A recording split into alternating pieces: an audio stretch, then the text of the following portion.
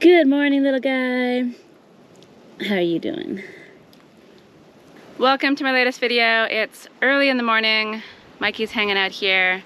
Everybody is dreading the heat that's about to come upon us. We're in the middle of a multi-week heat wave where it's getting up to the high 30s, and it's been tough. It's meant that I've been getting up early in the mornings, working on the Toolshed foundation, and then jumping in the pool and hiding away in the afternoon, and basically then going to bed really early because I'm just exhausted from the heat. So progress has been quite slow, but I have been getting up most mornings pretty early and trying to put a push on working on this foundation. And I have to say, I'm questioning myself on this one. Stonework is really tough. I don't really have all that many stones to choose from, and I'm wondering if I've made the right decision by making a stone foundation instead of just going with something easier like an earth bag foundation or concrete blocks or something like that. But you know what? I know that when this is finished, it's going to be worth it. So right now it does feel quite painful, quite difficult, and kind of endless, but I see the vision, I see it in my brain, and I'm working towards something that's going to look really cool, I hope.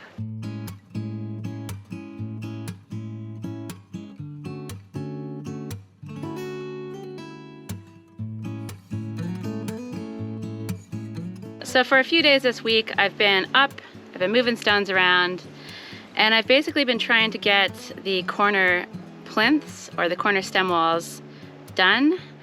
The corner parts are where the posts will go, and so they're the most important, and the rest is kind of an infill. I also have to decide where the door is going to go, and I have lots of other decisions to make as well.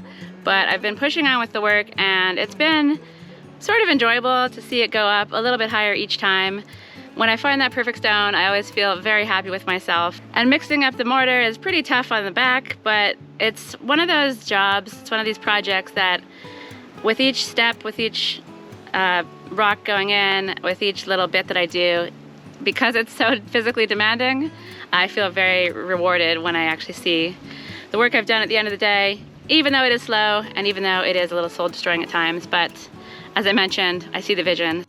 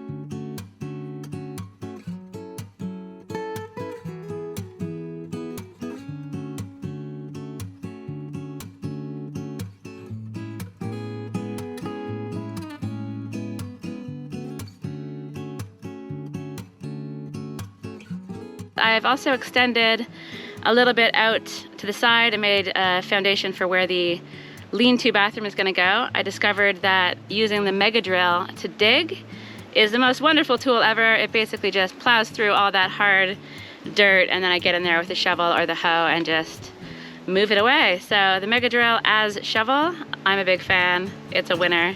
And yeah, just building, putting stones in place, going higher and higher, and trying not to die, basically. When noon comes around, it's impossible to work anymore, and so though progress is slow, it's progress, and I'm doing my best to keep things moving forward.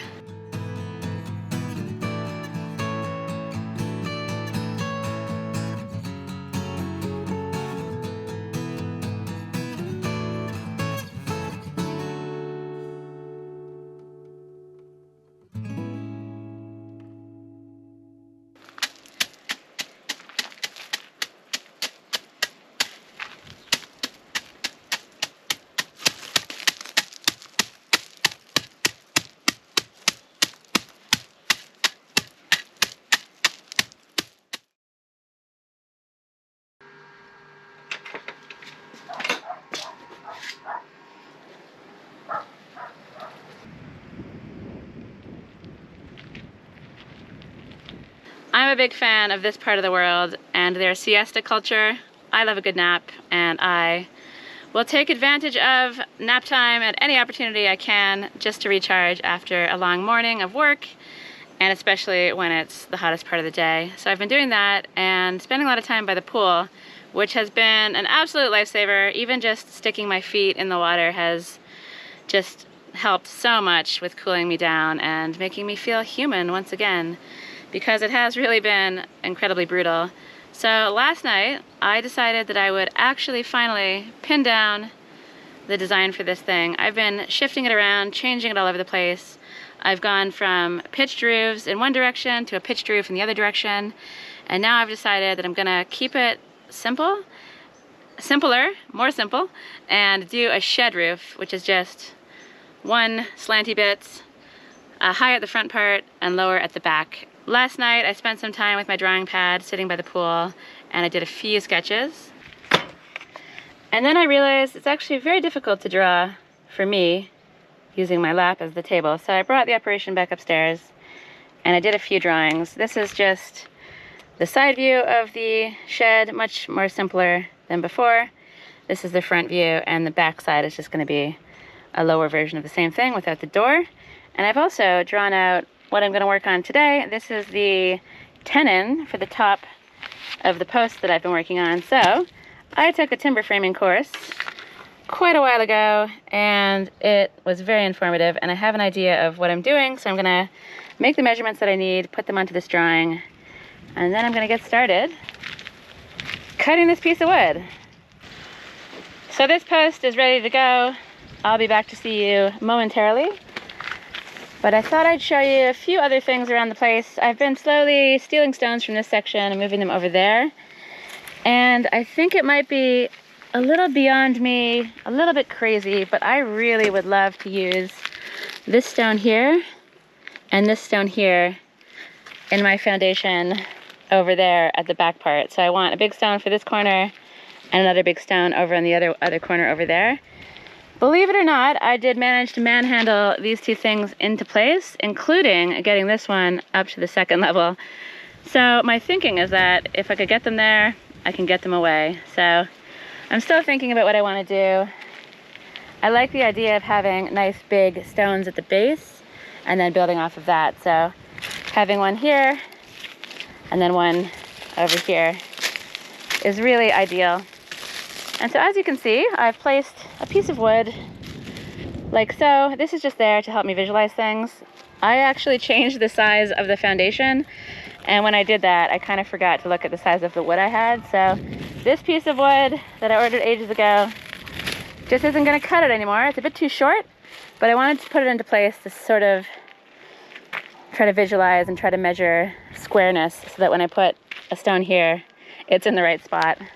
So it seems pretty silly that I didn't check the wood I had before I extended the size of the tool shed. I made it a little bit wider. It's a bit windy down here today. I made it a little bit wider, and that's meant that my current wood stash just isn't going to cut it, but I've put in a new order, and for the new wood, he's actually going to plane it for me and send it to me nice and square. Because these pieces are going to be quite long, at about 4.5 meters wide, that will be quite difficult for me to get rid of any bits that are twisted or not square, and so I'm just going to leave it up to the professional for that one. I'm going to try to explain a little bit about timber framing as I work, but I basically use a method that's called the square rule method, I believe, and then there's another method that's called, I think, the scribing method. And so mine relies more on measurements and square pieces of wood, and the scribing method, you sort of need a big space to be able to lay everything out. I've chosen the end of the post that sucks the least. They're both a little bit sketchy, and now I'm going to basically chop off the crappiest bits so I can work from the part that doesn't have a knot in it, because there's knots on both ends. So I've got my two square sides, and I always measure from those. So I'm basically trying to clear this knot here. Measure from this one. This is a square corner, and then down again. And all of the measurements come from these two faces. So I want to get a line the whole way around the post. I'm going to measure from this face. It's the square one. Down there. And then I'm gonna flip it over and measure from this face. And in theory, when I match up the lines, they should meet.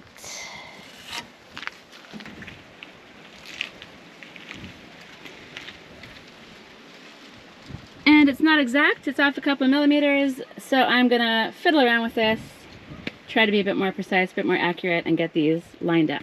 And though I could geek out about marking up timber frames and talk your ear off about it, I can't imagine it's very exciting viewing. So I'm gonna get this thing fully marked, and then I'm gonna walk you through what I did, and then I'm gonna start cutting, and I'm not gonna be messing around with hand tools this entire time.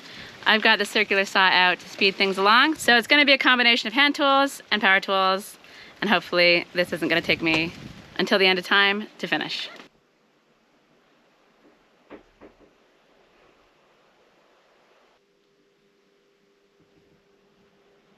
Hi Larry, how's it going?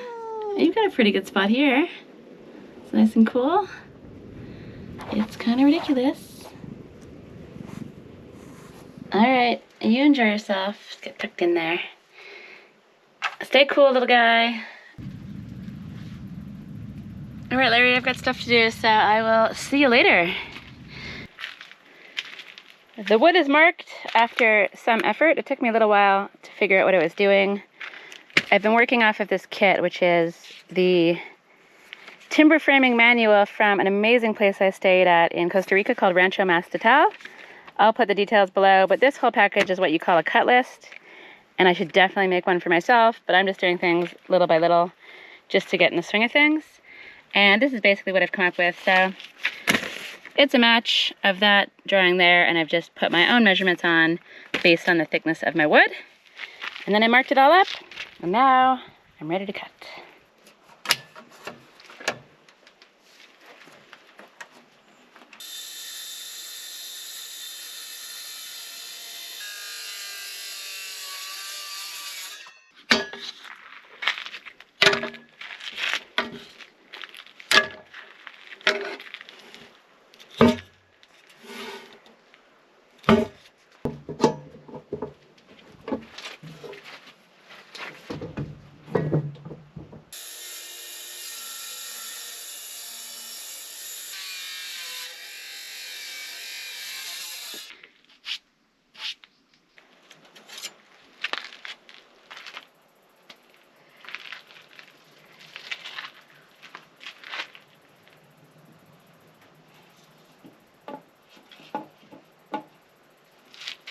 So I actually forgot to mark the square sides before I chopped off this piece.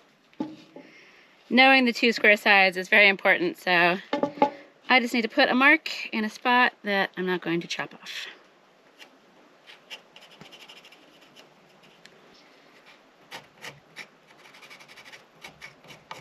That's better? Onward.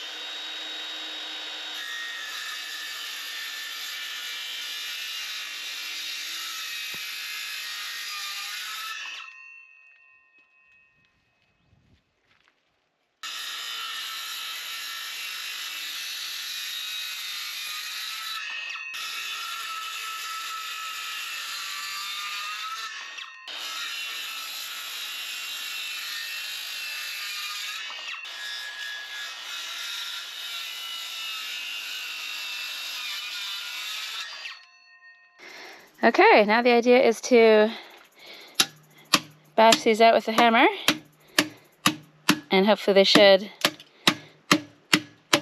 break off nice and cleanly, and then I can chisel it to make everything a bit more perfect. Actually, everything has to be a lot perfect, and that's the reason that I've done these cuts with the hand saw and these cuts with the circular saw, because it's really important that this face here is nice and flat and square, and I didn't want to try to accomplish that with the circular saw. I thought I'd have better luck with the hand saw. So I'm gonna do a bit of wacky wacky,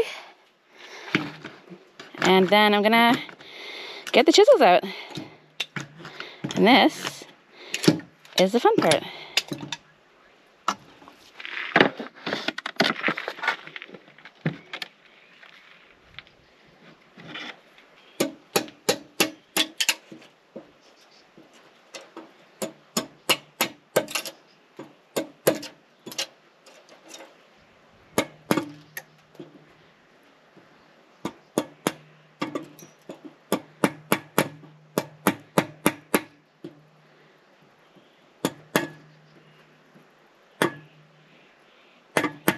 So I'm actually a little bit nervous of chiseling this wood because it's a lot older than I'm used to working with.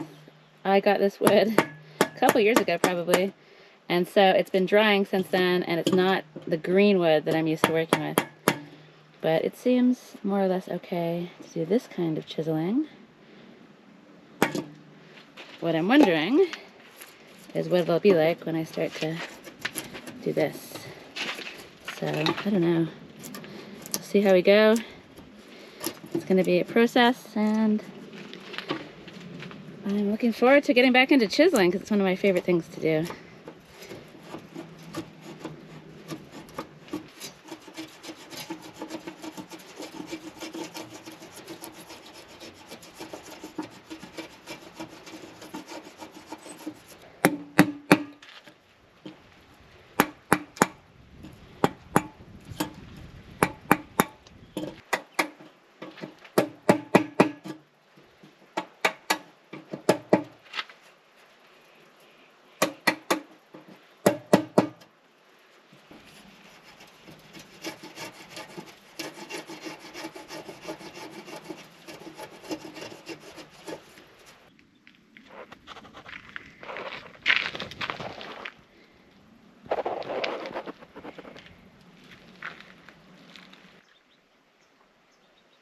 So the tenon is mostly finished, but I've got a little bit more to do, and I thought I would stop and show you what's up. So I've used the fine Japanese saw to make some cuts along there, and I'm basically going to come back and chisel this face out so it's about just under a centimeter lower, and then I'm going to make a 45-degree angle.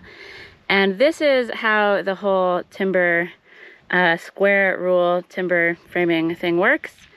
You're measuring from two faces, and it gives you sort of a square within the post. So by bringing everything back, it makes everything match up. It's kind of hard to explain, and I'll go through how this all works when I'm assembling stuff, but I just wanted to let you know that I'm about to start working on this face, and this is how I do it. But I'm gonna finish this off camera because it's very hot and I just want to get this done. So let me do my usual this is it before shot, and then zoom in and show you what it's like when it's done. And here she is in all her glory. One thing I've noticed is that this harder wood makes it more difficult to get a smooth finish using just the chisels. That's okay, this isn't anything a little bit of sandpaper can't solve. So I've got the tenon here. This part will be visible. This tenon will be inside a post that goes along the top, similar to that one, but longer and at the back of the tool shed. So this is phase one of the post. All of the posts will have this at the top, and they'll also have a brace, the diagonal thing coming that way, so that's a fairly tricky cut. And these ones will also have a piece coming across this way as well. So I've got lots of different types of cuts to do and loads of chiseling in my future, and I'll walk you through the different cuts, including making mortises, which is where the tenons fit into. That's a bit more tricky and time consuming and involves using the drill. And there's just a lot. There's a lot of stuff still to do, but I feel like I've made a good start. I have to admit that I was finding this whole process quite intimidating. It's been a while since I've marked out any wood and done these kinds of cuts, but it went mostly as planned, and I'm really happy with how this one looks. And I'm excited to push on with all of these other cuts on all these other posts and beams and everything else. And the foundation, yeah, it's a slow, heavy, hot job that I need to do, but I'm doing it piece by piece, literally stone by stone, and just building it up little by little. So I'm under no illusions. This is going to be a massive project, but I'm looking forward to the challenge, and I hope it's going to look really cool once it's all done, whenever that day may come. But right now, it's definitely all about getting back inside and getting out of this heat, because it's pretty insanely hot right now. So my cuts would have been a lot cleaner and nicer had I had sharper chisels, but I'm not really a fan of sharpening, so I always let it go. But luckily, Sinead loves to sharpen. Well, Sinead used to love to sharpen. Sinead is out of practice. Really? Sinead also likes to talk in third person, it seems. Kirsty finds that very strange, but endearing. So, we've got this. Show us the tools. We've got this guide thing. Well, back in my sharpening day, I didn't have a tool like this. The kids don't know how lucky they are. And it's very fancy. Yeah, it sets the angle. It's very fancy. And makes that a lot easier. Yeah, you don't have to cramp your fingers. But we do need to get our hands on a grinder, because these chisels have been dropped and I haven't treated them well. And just damage, wear and tear that no sharpening will probably... No, this should be fine, but whatever. But yeah, hopefully with some sharper chisels, I'll be able to enjoy the process a bit more, because working with dull tools is very annoying. Yeah. And so what are you thinking of the heat? I've got her set up here with a fan. Well, I do like the way that I've been coaxed into sitting in this cool room doing some work. Brought you some water with ice cubes. Fan. It's amazing. Down at the yurt, she's a little on the hot side. So much so, I can't remember who I am or what I'm doing anymore. Some of us are coping better than others. I'm not sure Sinead and I are doing so well in this heat. But you're sharpening like a champion, so I'm going to leave you to it. Thanks very much. No, thank you. 7 more chisels are coming your way. So it's crazy hot. Inside is definitely the place to be. And working at this time of day is not feasible at all, but I have been working in the mornings, and I just wanted to show you what I've been up to on the tool shed. So it's not going to be one big solid push of work on this thing, because it's just too hot, and we're going to be hot like this for the next 2 weeks. And Sinead and I are kind of going a little bit loopy. Yeah, we did manage to change a flat tire in the car today with the sun beating down on us. It was in the driveway, fortunately, but other than that, it's basically not a time to be doing anything except for eating ice cream and sitting in the pool. So that's my update on the tool shed. I'll probably chime in from time to time with the progress once I get more posts cut, once I get the foundation going a little bit more. I'll just keep checking in and show you the progress. So I hope you enjoyed the video. For everyone out there who's been waiting for the tool shed, I hope you liked it. I can't speak. I can't speak anymore. It's, yeah, really, really hot out here and uncomfortable. So I'm going to head back inside, sit near the fan, drink some water, and eat an ice cream, and hide away from the heat. Probably going to go to a lake tomorrow or something and take the day off. But right now, just hiding inside for a bit and then heading down to the pool. So I'm blabbing on. As always, I'm going to end this one. I hope you enjoyed the video. If you did, please like, subscribe, all that stuff, and I'll see you in the next one.